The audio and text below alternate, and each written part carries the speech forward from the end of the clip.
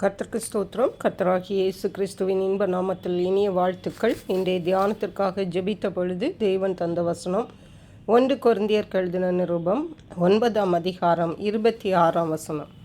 ஆதலால் நான் நிச்சயம் இல்லாதவனாக ஓடேன், ஆகாயத்தை அடிக்கிறவனாக சிலம்பம் பண்ணேன். நம்முடைய கர்த்தராகிய இயேசு கிறிஸ்து நம்மை அழைத்திருக்கிறார். ஒரு பந்தய பொருளை நாம் பெற்றுக்கொள்ளுவதற்காக நம்மை அழைத்திருக்கிறார்.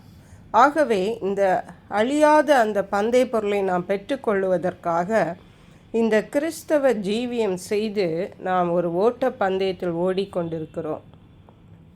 முந்தைய வசனங்கள் சொல்லுகிறது 24ஆம் வசனம், பந்தய சாலையில் ஓடுகிறவர்கள் எல்லாரும் ஓடுவார்கள், ஆகிலும் ஒருவனே பந்தயத்தை பெறுவான் என்று அறியீர்களா? நீங்கள் பெற்றுக்கொள்ளத்தக்கதாக ஓடுங்கள். நம்முடைய ஓட்டம் பெற்றுக்கொள்ளத்தக்கதாக ஓட வேண்டும். அப்பொழுதுதான் அதில் அர்த்தம் இருக்கிறது. நான் பெற்றுக்கொள்ளாமல் எல்லாரும் ஓடுகிறார்கள், என்னுடைய பெற்றோர்கள் ஓடினார்கள், என்னை சுற்றி இருக்கிறவர்கள் ஓடினார்கள் என்று சொல்லி நாம் நிச்சயமில்லாதவர்களாக ஓடுவோமானால் நாம் பெற்றுக்கொள்ளத்தக்கதாக ஓடவில்லை என்றால் நம்முடைய ஓட்டத்தில் எந்த பயனும் இல்லை. 25ஆம் வசனம் சொல்லுகிறது, பந்தயத்திற்கு போராடுகிற யாவரும் எல்லாவற்றிலையும் இச்சையடக்கமாய் இருப்பார்கள். அவர்கள் அழிவுள்ள கிரீடத்தை பெறும்படிக்கு அப்படி செய்கிறார்கள், நாமோ அழிவில்லாத கிரீடத்தை பெறும்படிக்கு அப்படி செய்கிறோம். ஹல்லேலூயா. ஒரு உதாரணமாக ஒரு ஒலிம்பிக் ஓட்டத்தில் ஓடுகிறவர்களை எடுத்தால், அவர்கள் தங்கப்பதக்கம் வாங்க வேண்டும் என்ற குறிக்கோளோடு அநேக பயிற்சிகள், அநேக வருடங்களாக பயிற்சிகள், அவருடைய சாப்பாட்டிலே சாப்பாடு பழக்க வழக்கங்களில் மாற்றங்கள், இன்னும் எத்தனை காரியங்கள் அவர்கள் தியாகம் பண்ணி அதற்காக பிரயாசப்பட்டு அதை பெற்றுக்கொள்ளத்தக்கதாக ஓடுகிறார்கள். அவர்கள் ஓடுகிற ஓட்டத்தின் பரிசு அது அழிந்து போகிற பரிசு, அழிவுள்ள கிரீடம். ஆனால் கர்த்தராகிய இயேசு கிறிஸ்து நம்மை அழைத்த அழைப்பின் நோக்கம் நாம் அழிவில்லாத கிரீடத்தை நித்தியமாக நாம் அதை பெற்றுக்கொள்ளும்படியாக தேவன் நமக்கு அப்படி செய்திருக்கிறார்.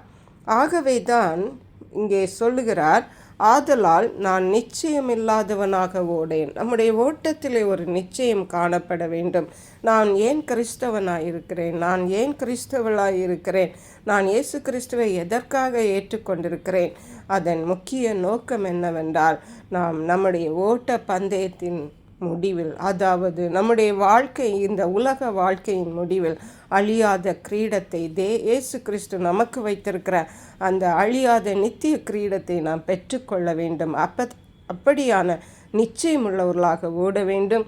ஆகாயத்தில் அடிக்கிறவனாக சிலம்பம் பண்ணேன். ஆகவே நிச்சயமற்றவர்களாக ஆகாயத்தில் அடிக்கிறவர்களாக நாம் இருக்கக்கூடாது என்று இங்கே பரிசுத்த பவுல் அப்போஸ்தலர் சொல்லுகிறார்.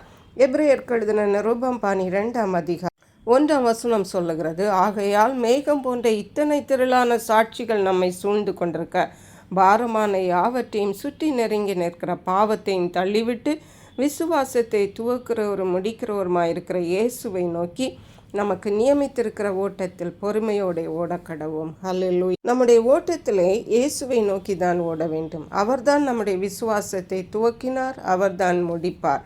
ஆகவே பாரமான யாவற்றையும் சுற்றி நெருங்கி நிற்கிற பாவங்களை நாம் நினைக்கிறோம் கிறிஸ்தவ வாழ்க்கையிலே பாவம் செய்யக்கூடாது என்று. உண்மை, பாவம் செய்யக்கூடாது. அதே நேரத்தில் பாரமானவற்றையும் நாம் ஒதுக்கி தள்ள வேண்டும். நாம் கவலைப்படுகிறதுனாலும் கிறிஸ்தவ வாழ்க்கையை நாம் வெற்றியாக செய்ய முடியாது. ஆகவே பாரத்தையும் பாவத்தையும் தள்ளிவிட்டு இயேசுவை நோக்கி ஓட்டத்திலே பொறுமையோடு ஓடி நமக்கு நியமித்திருக்கிற ஓட்டத்தை ஓடி அந்த இயேசு கிறிஸ்து வாக்குத்தத்தம் பண்ணின அழியாத நித்திய கிரீடத்தை பெற்றுக்கொள்வோம். அதற்கேற்ற கிருபைகளை தேவன் நமக்கு தந்தருளுவாராக. ஜெபிப்போம்.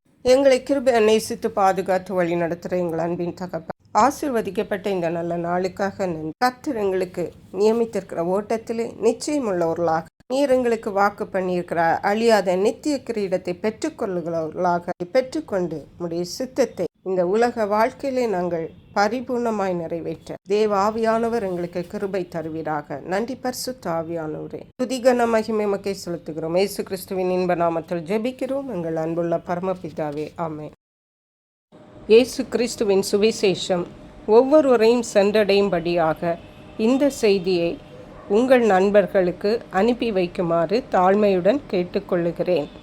கர்த்தர் தாமே உங்கள் அனைவரையும் அபரிதமாய் ஆசீர்வதிப்பாராக.